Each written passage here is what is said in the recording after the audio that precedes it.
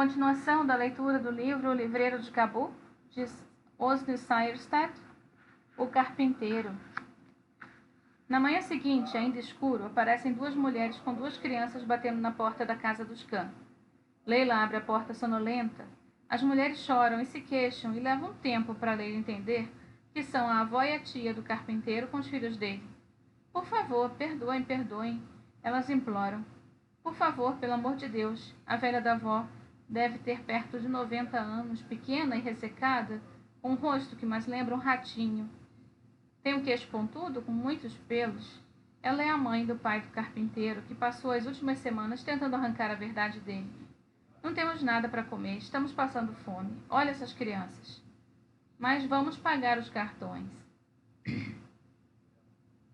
Não resta a Leila outra coisa a fazer senão convidá-las para entrar. A avó se joga aos pés das mulheres da casa, que a acordaram com a choradeira. Todas parecem embaraçadas por uma miséria profunda que de uma lufada enche a sala. Junto às mulheres há um menino de 2 anos e uma menina que sofre de pólio. A menina se senta com dificuldade no chão. A perna com a tala metálica fica estirada, inflexível, e ela escuta a conversa, com expressão séria. Jalaluddin não estava em casa quando a polícia chegou, então levaram o pai e o tio dele. Disseram que voltaria para pegá-lo no dia seguinte, mas ninguém dormiu nessa noite. E bem cedinho de manhã, antes da polícia chegar, as duas mulheres saíram para rogar piedade e perdão a Sultã por seu parente. Se ele roubou alguma coisa, foi para salvar a família dele. Vejam as crianças magras como varas de pescar. Não tem roupas próprias, nada para comer. Os corações de Microrayon amolecem, mas a visita não leva a nada além da compaixão.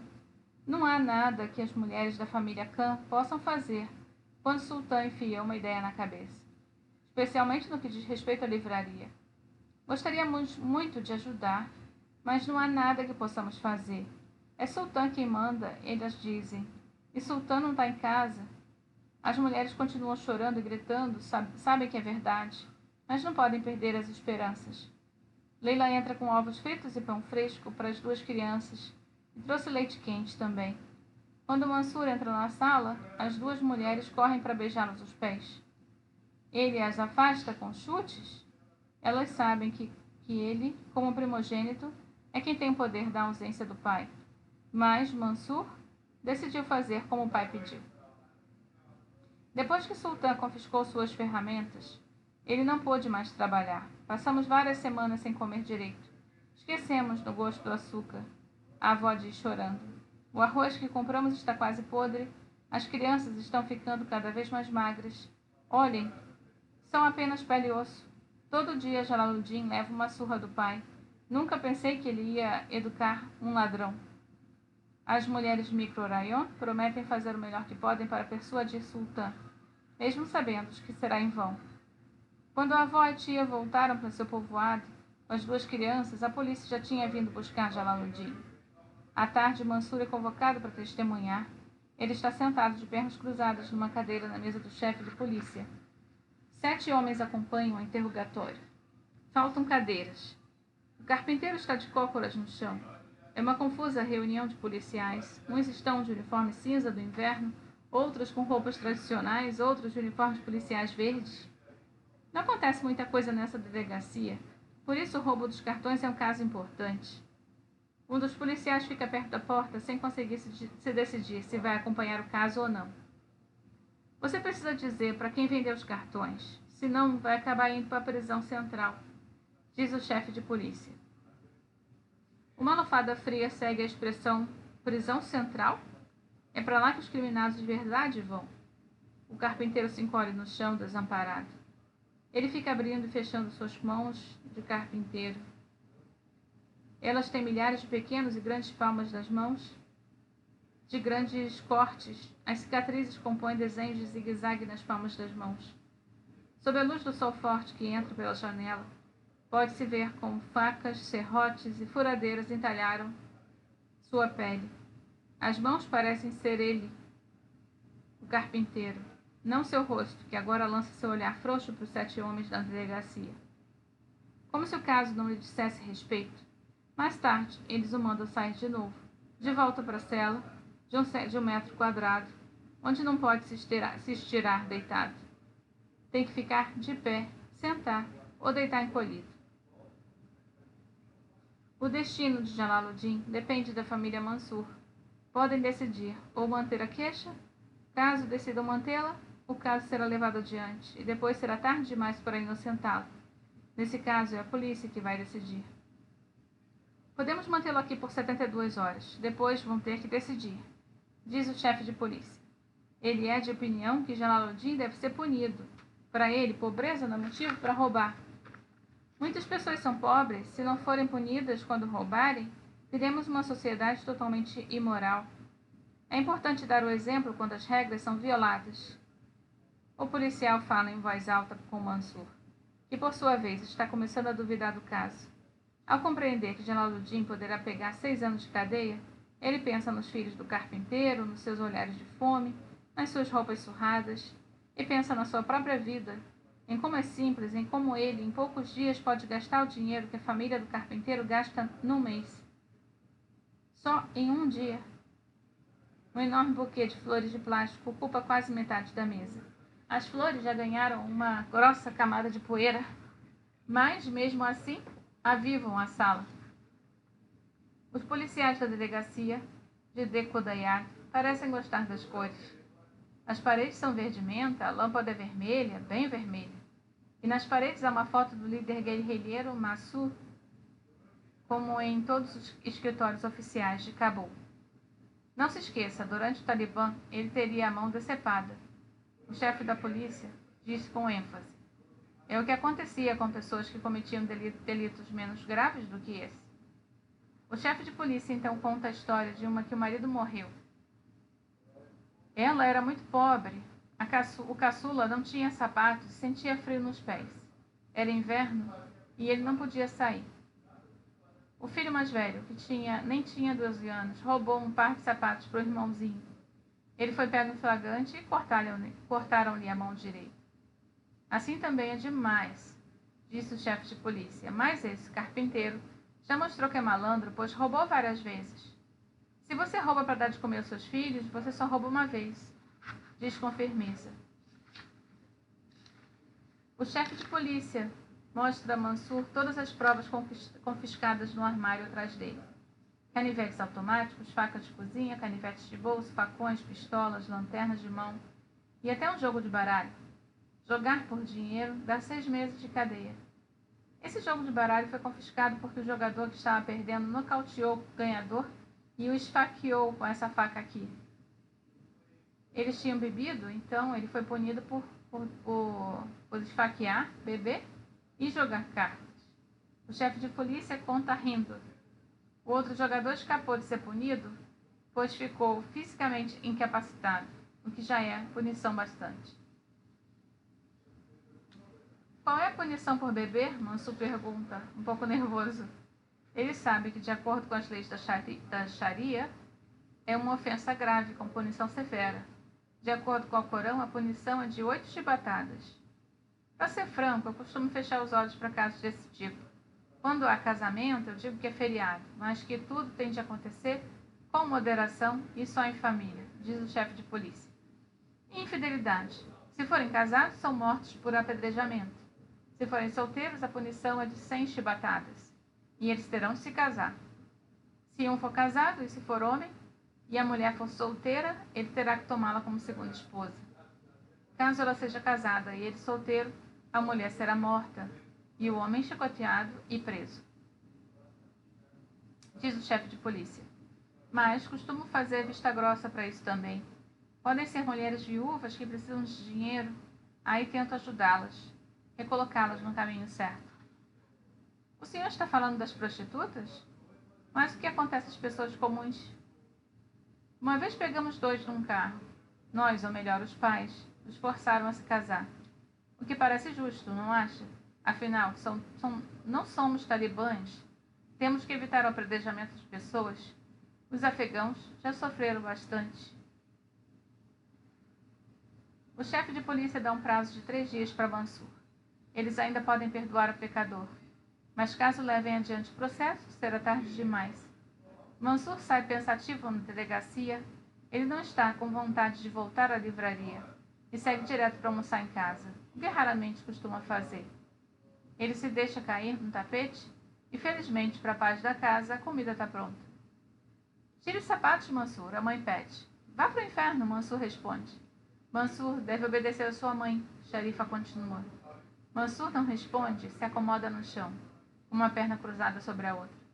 Ele continua de sapatos, a mãe aperta os lábios. Até amanhã, temos que decidir o que fazer com o carpinteiro, diz Mansur. Ele acende um cigarro. O que faz a mãe começar a chorar? Poxa, Mansur nunca acenderia um cigarro na frente do pai, nunca. Mas sempre que ele viaja, ele se deita, irritando a mãe como fumar antes, durante e depois das refeições. A fumaça fica pairando na pequena sala de estar. Bibigu costuma reclamar que ele é muito rude com a mãe e que ele deve obedecer e não fumar. Mas, nesse dia, à vontade, ele fala mais alto e ela estende a mão, quase sussurrando. Posso fumar um? Todos ficam em silêncio e a avó vai começar a fumar? Mamãe, grita Leila, arrancando-lhe os cigarros dos dedos. Mansur estende-lhe o outro e Leila sai da sala. Bibigu dá baforadas, feliz da vida, rindo baixinho. Ela até para de se balançar quando fica assim com o cigarro no ar, inalando fumo com baforadas profundas. Assim, não como tanto, Bibigu explica. Solta. Ela diz depois de fumar. Ele já teve sua punição, as surras do pai, a vergonha, e além disso, já entregou os cartões. Você viu os filhos dele como vão viver sem a renda do pai? Sharifa apoia a sogra. Podemos ser responsáveis pela morte dos filhos dele,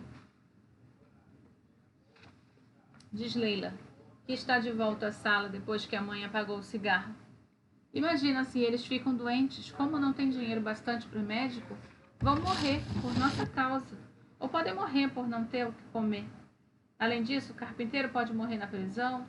Muitos não conseguem sobreviver nem 6 anos por lá. O lugar está cheio de doenças contagiosas, tuberculose e muitas outras. Precisa mostrar compaixão, diz Bibigu. Mansur liga para Sultan no Paquistão, o seu recém-adquirido telefone celular. Ele pede permissão para libertar o carpinteiro. Todos ficam quietos, todos acompanham a conversa. Eles escutam a voz de Sultan gritar no Paquistão. Ele queria arruinar meus negócios, minar os preços. Eu pagava bem. Ele não precisava roubar. É um ladrão. É culpado e a verdade tem que ser arrancada dele. Ninguém pode acabar com meus negócios. Ele pode pegar 6 anos de prisão, papai. Os filhos podem estar mortos quando ele sair.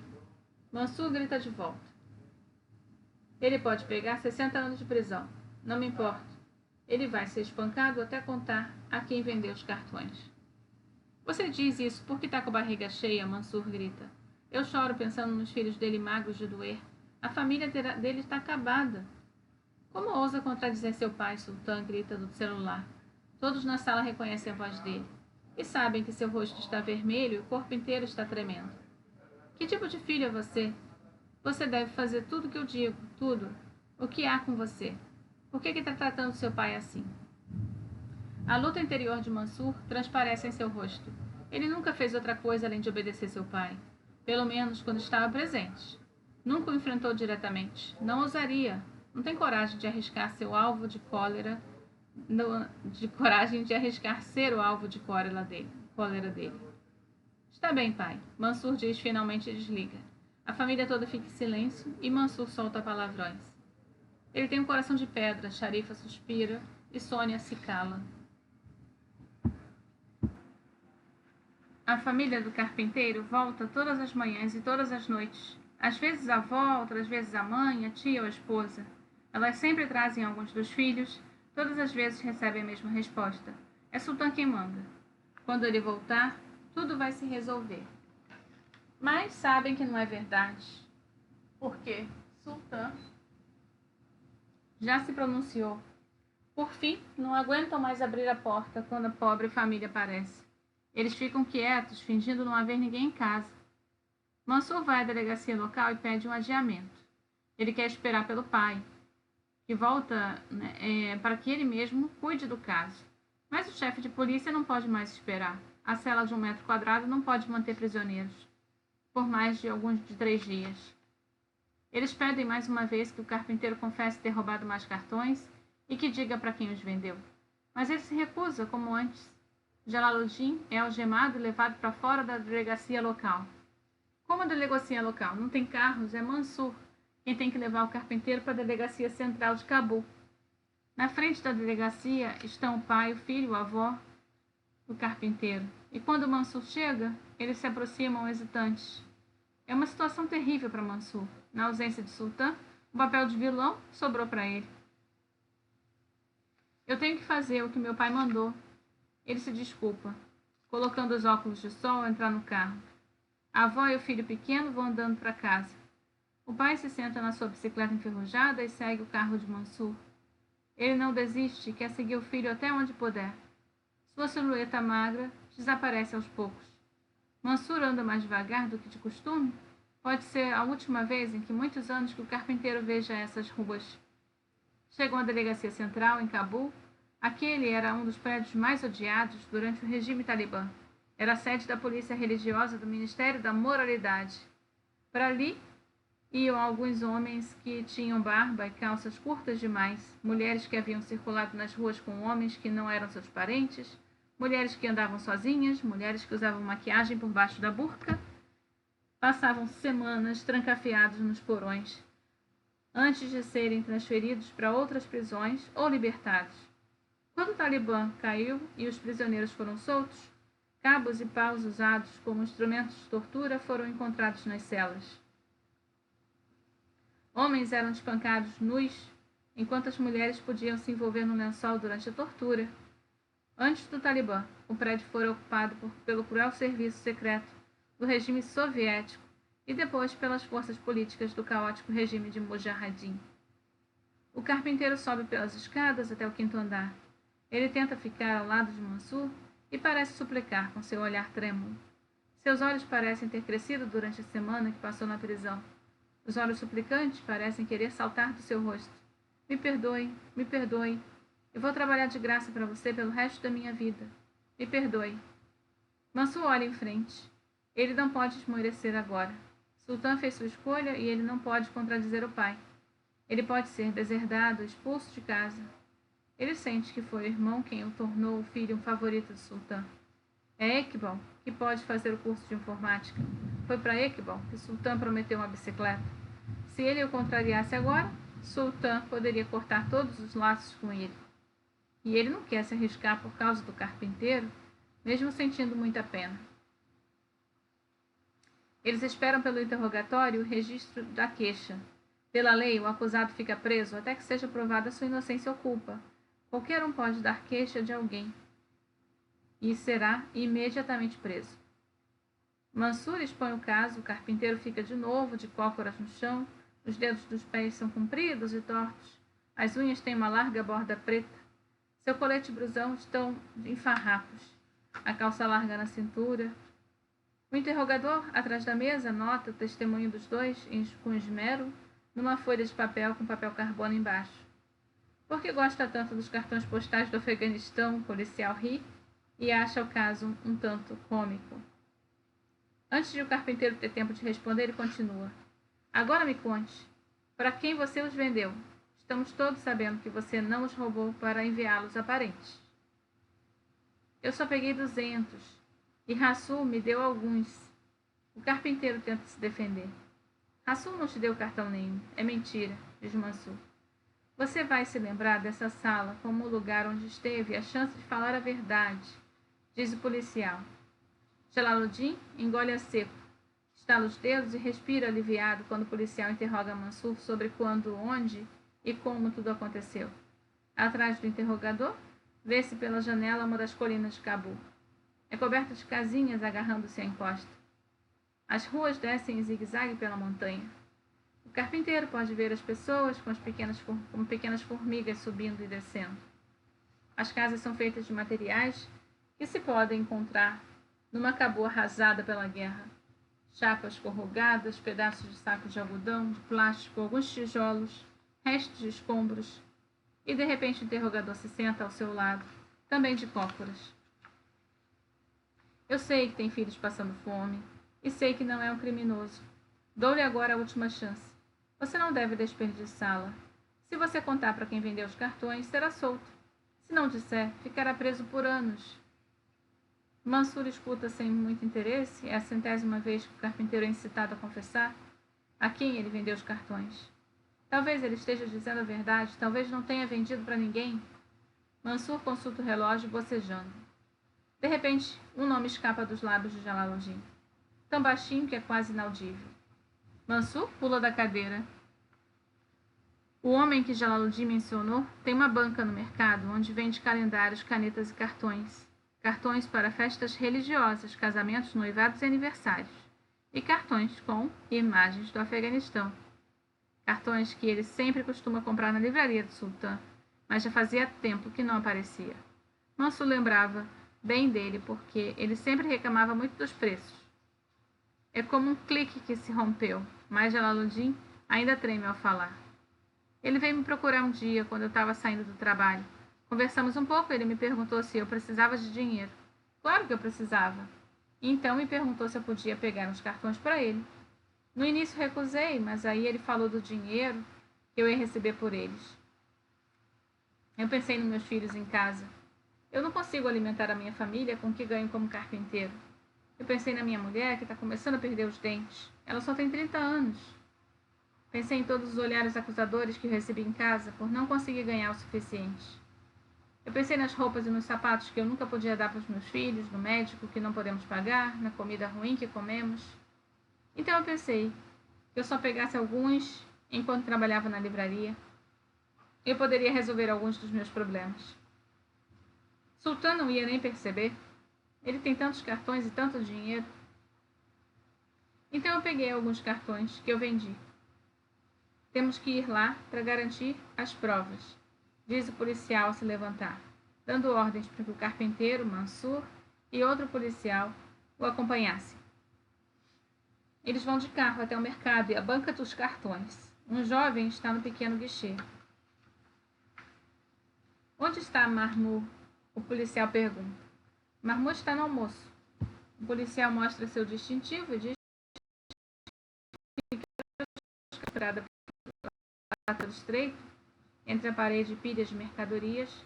Mansur e o policial arrancam os cartões das prateleiras e todos foram impressos por Sultão. São mas quais deles Mahmud? Por outro dizer, eles levam o rapaz e os cartões.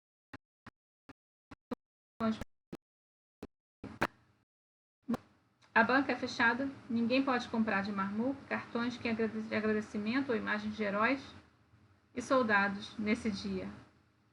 Quando Mahmud finalmente é conduzido à delegacia, ainda com cheiro de kebab nas mãos, começam novos interrogatórios. A princípio, Mahmud nega que alguma vez tenha visto o carpinteiro. Ele diz que comprou tudo de forma legal de Sultão, de Yunus, de Iqbal e Mansur. Depois, muda seu depoimento e diz que sim. Um dia o carpinteiro veio procurá-lo para que ele não queria comprar nada. Mas que ele não queria comprar nada. O dono da banca também tem que passar a noite na cadeia. Mansur pode finalmente ir embora. E no corredor estão o pai, o tio, o sobrinho e o filho do carpinteiro. Eles vêm na sua direção, tentam agarrá-lo e o olham com pavor ao passar. Ele não os aguenta mais. Jalaluddin já confessou. Sultão vai ficar contente. O caso está resolvido. Agora que o roubo e a revenda estão provados, o processo pode começar. Mansur sente-se mal e se apressa para sair. Lembra das últimas palavras de Sultão antes de viajar. Eu arrisquei a minha vida para construir as minhas livrarias. Fui preso, fui espancado. Trabalho feito um louco para criar algo para o Afeganistão. E de repente vem um malandro de um carpinteiro e quer usurpar todo o meu trabalho. Por isso está punido. Não amoleça, Mansur, não amoleça. Em Dekudayá, numa casa caindo aos pedaços, está uma mulher com um olhar vazio. Os filhos pequenos estão chorando. Eles ainda não comeram nada o dia inteiro e esperam a avó voltar da cidade. Talvez ele tenha comprado algo para comer. Eles vão correndo de encontro ao avô quando ele entra pelo portão com sua bicicleta. Ele não tem nada nas mãos.